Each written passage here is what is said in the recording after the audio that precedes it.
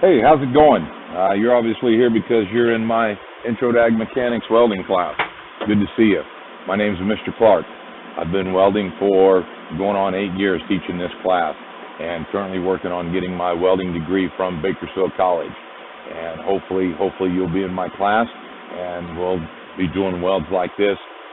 This is a 3G plate certification for AWS, D1D plate certification for SMAW, and hopefully that's what you'll be doing, become a certified welding and welder.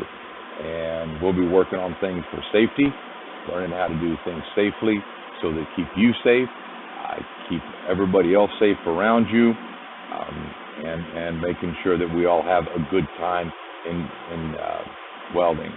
Welding's fun, welding's enjoyable, you can make a lot of money welding, and you can have a good time doing it. I know a lot of people that they do welding as a hobby, and they make good money doing it.